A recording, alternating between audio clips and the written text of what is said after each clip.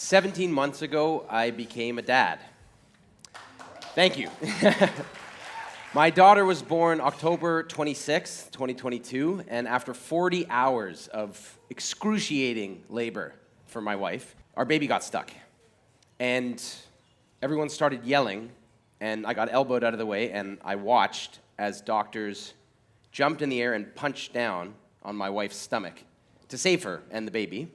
They got her out, they presented her to us, and I looked at her, and I felt nothing. But I'd always known two things with complete certainty when I was growing up. I wanted to be a dad one day, and I was going to be an actor, because my whole family were actors, except my little brother, Luke.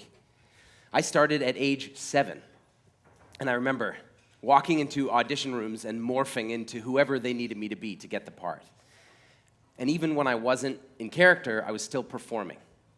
I was smiling and cracking jokes to get the validation of the adults in the room, which helped me get roles, but it didn't really help me make friends with kids my own age. I had a couple growing up, but I was always so worried about what they thought of me that I could never relax around them. Then in high school, friendship got easier, not because I stopped performing to get people to like me, I just got better at it. And then some kids thought it was cool that I was an actor on TV. Girls started noticing me. Life was pretty good. This summer, before I graduated, I was on a canoe trip in the Northwest Territories, and a float plane found my group on the river, and I watched my father walk towards me on the rocky beach and tell me that my younger brother Luke had drowned. Everything changed, and my grief destroyed me. I turned to drugs and alcohol and friends and girls to try to forget how much pain I was in. And I went to theater school, but I was so fucked up I could barely graduate. And I got praise and lead roles, but I realized I didn't even want to be an actor anymore. But how was I supposed to give up my main source of validation and identity? So I ran away. I went to Spain and then China, and I discovered teaching and entrepreneurship. Traveling taught me so much, but I was still performing and self-medicating, punishing myself. It ended up with a herniated disc in my lower back, and I came crawling home.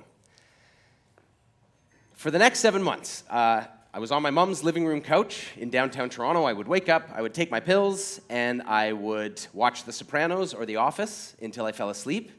I was up to 7 Percocets a day. I wasn't getting better. I had no job, no purpose, no hope. And then one day, a doctor told me something that changed my life. He said, if you want to heal, you gotta go to therapy. And I've been avoiding it since my brother died, but it was way past time. So I went and I learned that pain in the mind affects pain in the body. And I opened up and I started connecting with people for the first time. Not performing, but being real and sharing stories of grief and pain and fear and resilience. And I found purpose. I became a speaking coach, which means I get to connect with people and hear their stories for a living. And I discovered what I want to share with you all tonight. Validation is a drug, but connection is medicine. When we seek validation, which is needing to be declared good enough by other people, it's addictive and it's destructive and it's never enough. But human connection heals us when we see and feel seen by others, not for the bullshit that we talk about, but for who we really are, the scared, soft, lonely, and vulnerable people. It nourishes the mind and the body, and the high lasts. So 17 months ago, when I looked at my daughter and I felt nothing, I was guilty and ashamed. I wanted so badly that moment where everyone talks about when you look at your child and you instantly fall in love, and I didn't want to admit that it wasn't happening for me. But everything I'd been through told me I had to tell my wife what I was going through. And she calls the midwife over who said, "Are we having some feelings?" And I said, yes, we are. And I told her, and she said, lots of dads feel this way. You are normal. And then they brought the baby to me.